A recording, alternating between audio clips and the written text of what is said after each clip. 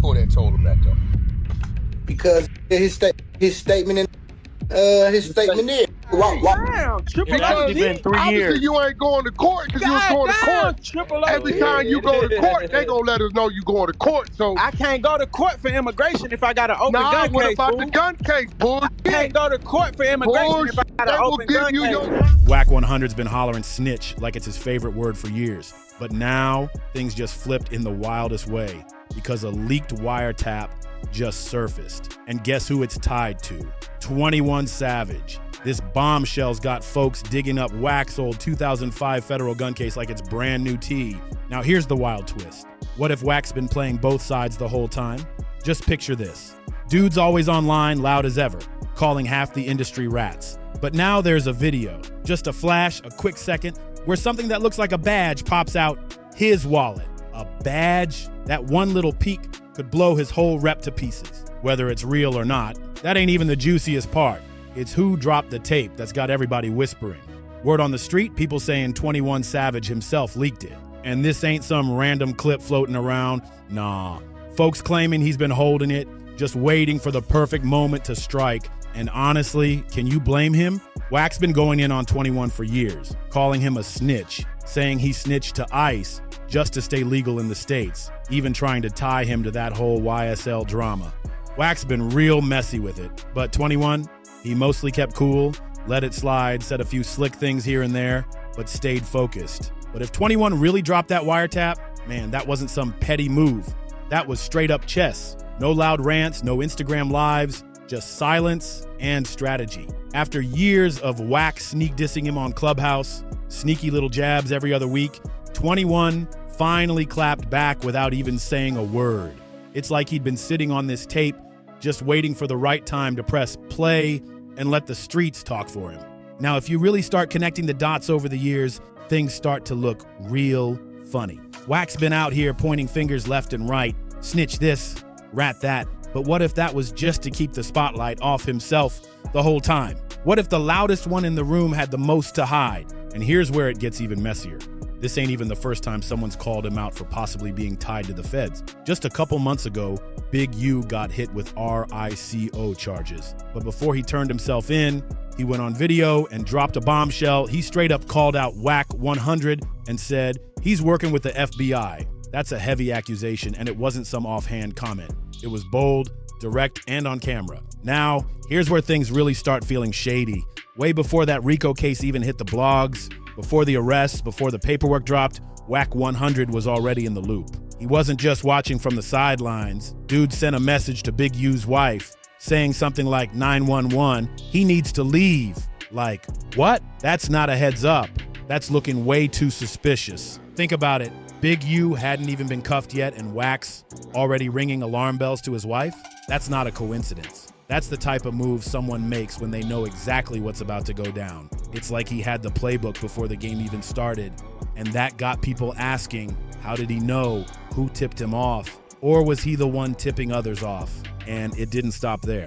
Right after Big U got booked, Wack jumped online acting wild, trying to flip the story and make himself look like the clean one. He started throwing dirt, saying Big U was the one moving foul, even claiming he had a BlackBerry he used to talk to the feds. But instead of clearing Wack's name, that just made everything look worse. And now, folks are starting to dig deeper into Wack's whole timeline, and what they're finding ain't looking good. See, this ain't just about him calling people rats anymore. It's about how he's always the first to know things that should have been sealed, private, or straight up classified. Like how he always seems one step ahead when someone's about to get indicted, or how he magically pops up with receipts nobody else has. There's even talk that Wack been cozy with people inside the system.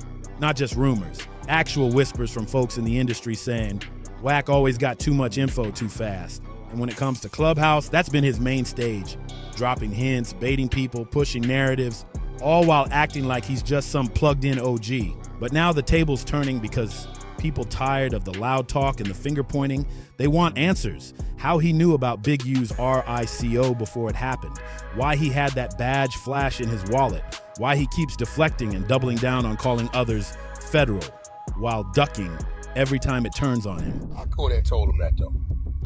Because his statement is. Wack. It's like the more he talks, the more questions pop up.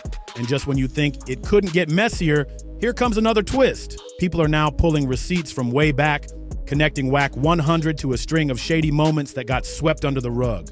One of the biggest red flags, how he always pops up during other people's scandals, but never gets touched himself. Arrests, raids, indictments flying everywhere. But somehow Wack stays untouched. Clean, quiet, too quiet. Now, folks are saying this might not just be luck, it's looking like protection, the kind you only get when you're plugged in with somebody way higher than street level. One person said he always got some kind of immunity vibe, like he got a safety net nobody can see. That's got people wondering, how deep does this really go? And let's talk about that wiretap again. If 21 really held on to that for years, that means he knew something the rest of us didn't, and he was just waiting, watching Wack play dirty in the public eye, throwing shots, making calls, spreading info only an insider could know. But now, the silence is gone, the clip's out, and the streets are talking. Now the streets are buzzing with one big question: who else knew? If Wack's been sitting this close to Fed-level info, who's been feeding him? Because let's be real, dudes like him don't just accidentally know about sealed indictments and undercover moves. That kind of intel, it ain't public. Somebody had to be giving him the drop. And if that's true, we might be looking at a full-on web of connections, way bigger than just Wack himself. And guess what? People are now eyeing his past beefs differently. All those rappers and execs he clashed with, the ones he called snitches and clowns, now folks are saying, hold up, was that real beef or just smoke to cover something up?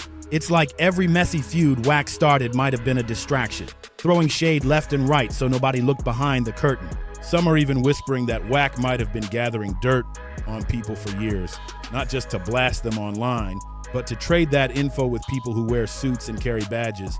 It's a wild thought, but the way everything's lining up, it's not sounding so far-fetched anymore. And now that 21 Savage possibly played that silent revenge card, more people are speaking out. Some are digging through old Clubhouse audio, others are piecing together timelines. Like, seriously, how is Wack 100 always the first to know everything? Every time there's drama, legal trouble, or a raid about to happen, somehow he's already in the loop, front and center. But when things go left, he's never the one getting touched, never the one getting cuffed.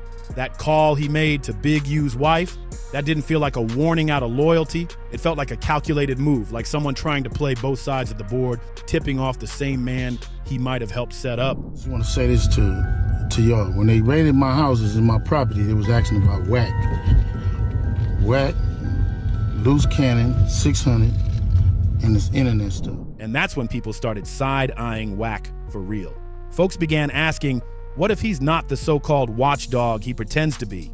What if he's been the handler the whole time? And now that his name is getting dragged through controversy again, people are saying this whole situation traces way back to one specific moment in 2005. Here's the story. Wack 100 and his brother got pulled over in Texas. Nothing crazy at first, they were just speeding. Cops did the usual routine, asked where they were going. Wack said they were headed to a funeral in Oklahoma. But when the officers asked to search the car, Wack said no. So they brought out the K9 unit. That's when things got real. The dogs hit on the car, and guess what they found? A loaded shotgun, a loaded rifle, and a loaded pistol, 3 different firearms. And here's the kicker. Both Wack and his brother were already convicted felons at the time. That's instant federal charges, no way around it. That's supposed to be automatic prison time, the kind of case that shuts down everything. Music career over, reputation gone, life changed. But somehow, Wack posted bail and just walked back into LA like nothing even happened. No headlines, no charges sticking, no sentence, just silence. Then boom, 2 whole years go by, silence, no court updates, no legal drama, nothing. It was like the case just vanished into thin air. And then out of nowhere, the whole thing gets dismissed. But not because of missing evidence and not because of a sloppy search. Nah, the court officially dropped the case in the interest of justice. Now pause right there. If you know how the system really works, especially when it comes to felons caught with loaded firearms, you know that phrase don't just fall out the sky. In the interest of justice is a red flag for anyone paying attention. That's not mercy. That's not luck. That usually means somebody gave something up. Somebody made a deal behind the scenes. Wack later tried to smooth it over, claiming the case got tossed because the search was illegal. But that's straight up cap. The court records are public, and guess what? There's no mention of an illegal search, no Fourth Amendment violation, no suppressed evidence, just a clean, quiet dismissal. No noise, no heat, no fingerprints left behind. But the part that really makes this whole thing suspicious, the timing, because right after that case disappeared, Suge Knight, Wack's former boss from the death row days, started feeling major heat from the feds. According to The Hollywood Reporter, Suge got named in a gang injunction, and from there it spiraled. Wiretaps, raids, whole crews getting scooped up, names flying through paperwork like wildfire. But guess whose name didn't come up? Wack. The same guy who was standing right there during that era. The same guy who somehow walked away from a federal gun case without a single scratch. It's like every time the hammer drops, Wack's already out the way. So now people are digging even deeper.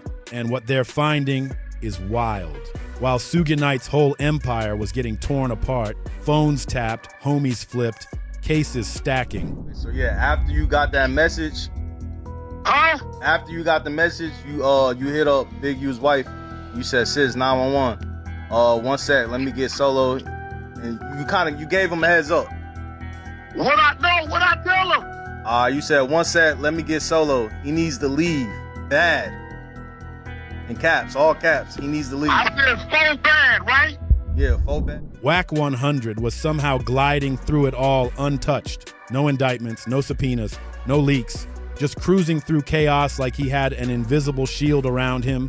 And what's got folks raising eyebrows even higher?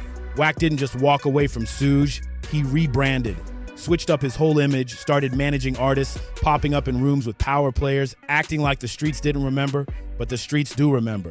And now they're starting to connect the dots, one by one.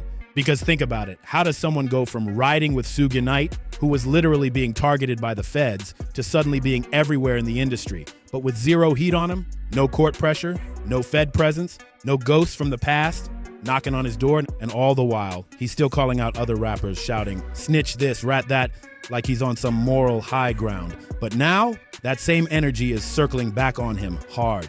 Because people are asking, if Wack was right there when Suge's ship sank, how did he stay so dry? And now, the game's flipped. That OG image Wack 100 built up for himself, always loud, always in control, always pointing fingers, that persona's starting to crack. I'm going through it. I said, yeah, I don't know nothing about this. He said, man, y'all too tight. I see Big U signature. I see other signatures. I'm reading it. And what shook me was the police issued device to communicate with law enforcement in form of a BlackBerry. People aren't just watching what he says anymore. They're pulling up old paperwork, digging through court filings, and playing back interviews from years ago, trying to piece together the truth. And what they're finding? It's messy, because every time Wack tried to expose someone else, turns out he was leaving breadcrumbs behind. Patterns, moves that didn't add up. That 2005 case, the Suge Knight fall off, the sudden rise to industry power without a single legal hiccup.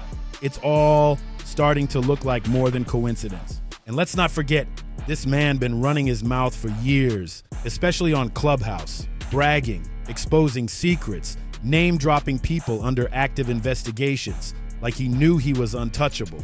But now, that confidence looks different. It don't feel like toughness. It feels like a man who always had backup, real backup. Some are saying Wack's been moving like a Fed asset without the badge, always in the middle of drama, always pushing stories, and somehow never taking the fall. That's not normal. That's not luck. That's access. He was never named, not once. When Suge's circle crumbled, when indictments came flying, when phones were tapped, Wack 100's name was nowhere. Then came that wild kidnapping case involving the Main Street Crips and a connection to Shaquille O'Neal. It was chaos. Wiretaps, transcripts, shady calls, and out of nowhere, a name pops up. Someone called Back. Now, guess what folks been whispering for years? That Back was really Wack 100. Same voice, same moves, same timing. And suddenly, things that didn't make sense before are starting to snap together like puzzle pieces. He always managed to stay just outside the line of fire, but always near enough to know what was going down. Fast forward to today, Wack's all over the internet again, talking loud, calling out Gunna, BG, Brick Baby, 21 Savage, even Jay Diggs, like he's the street's moral compass, acting like he's the one handing out credibility cards. But let's be real. How can you build a reputation off calling everyone else fake when your own past got holes bigger than the Grand Canyon? That 2005 case, it still don't sit right. A convicted felon with 3 loaded weapons in the trunk, federal time, no questions asked. That's the type of case that sticks. That don't just go away, unless, of course, somebody gave something up. Whether it was info, names, or something else, something made that case disappear like smoke in the wind. And now, nearly 20 years later, that little flash of a police ID in that leaked video, it brought everything roaring back. Not just the badge, not just the street beefs, but that question, the one that's been sitting in the background since day one. One word, Wack 100 lives for. Snitch. That's his go-to insult. Soon as a rapper gets locked up or takes a plea deal, Wack's already on Clubhouse shouting like he's judge and jury, accusing them of telling, like he got inside access to every interrogation room in America. He did it with Gunna, remember? Claimed he had a 2-hour interrogation tape, said Gunna sang like a bird, and even threatened to leak it if he didn't come clean. But where's that tape? Nowhere, never dropped it, just ran his mouth for clout. All bark, no proof. Then he came for BG2, a man who did over a decade behind bars. Solid representative, no scandals. Wack tried to pin the snitch label on him too with 0 paperwork, and it didn't stop there. BG's own cellmate came out and said straight up, BG held it down, never folded. You some time, I don't know, 24 hours, 12 hours, 5 hours, 6 hours, 1 hour, I don't know. I'm gonna give you some time though, Gunna, for you to go ahead on and confess.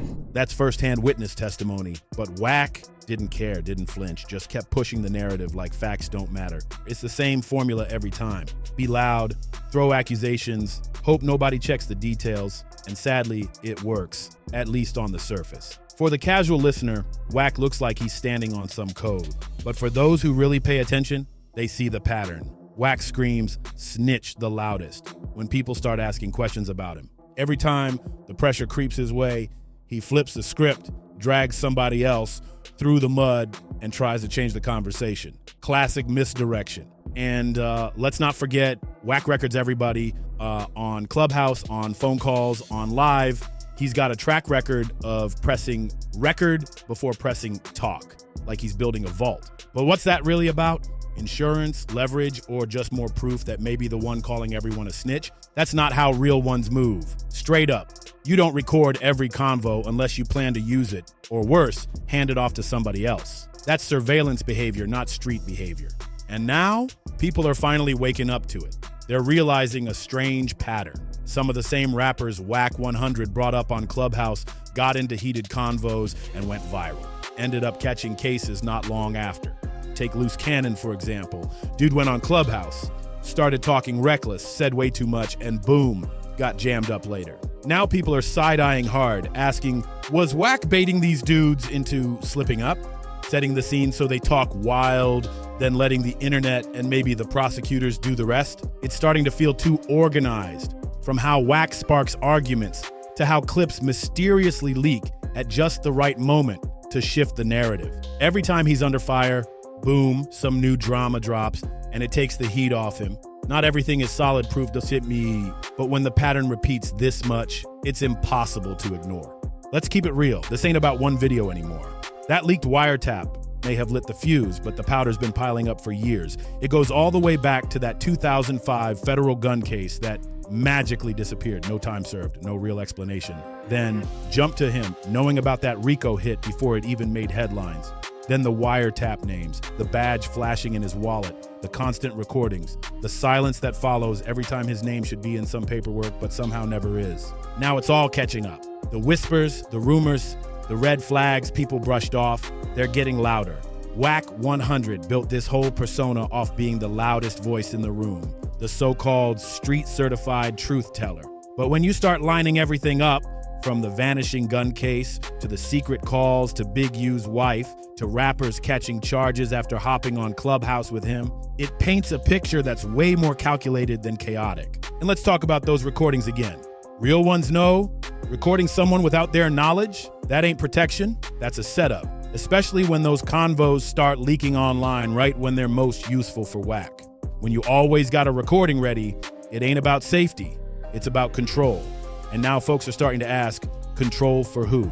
Because Wack ain't just some dude stirring drama for clicks. He's moving like someone with a purpose, like somebody who knows exactly when to drop a clip, when to press record, and when to play dumb. Every time his name starts getting hot, boom, he flips it, exposes someone else, and dodges the fire. But that wiretap, that changed everything.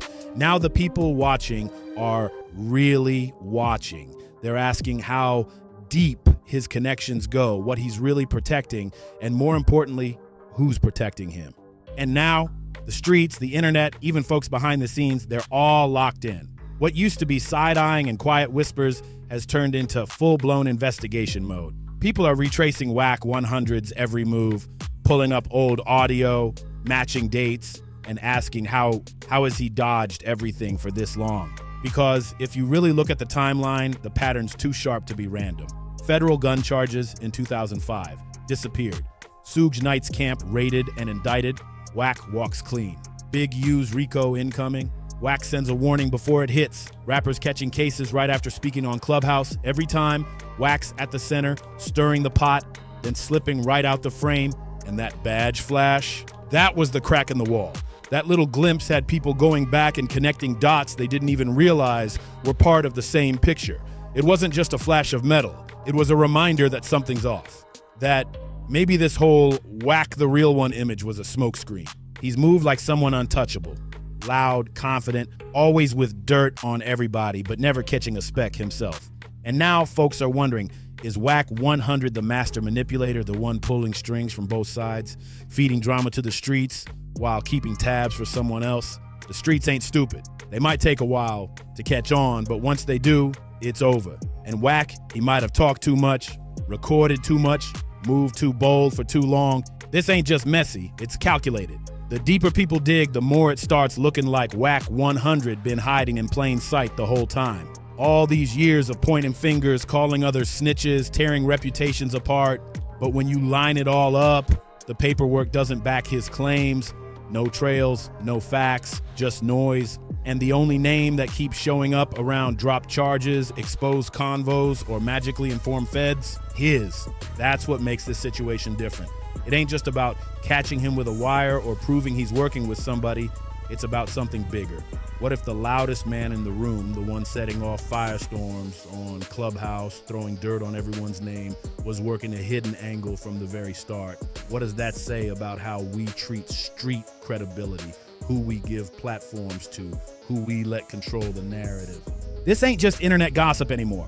It's real lives getting caught in the crossfire. Careers destroyed, reputations ruined, people sitting in cells while Wack's out here dropping clips, recording calls, flipping the script like he's directing the whole show. People used to laugh about it, crack jokes, make memes, but now ain't nobody laughing, and the scariest part, he still ain't laying low, still online, still talking, still recording, and the way it's going, whatever he says next might be the final spark. The piece that blows this entire game wide open. Because if Wack 100 really has been wired up from the jump, then the streets, the fans, the industry, we've all been played. So stay locked in, because this story, it's far from over. Like, share, subscribe, and stick around to see what drops next in our hood. You won't want to miss it.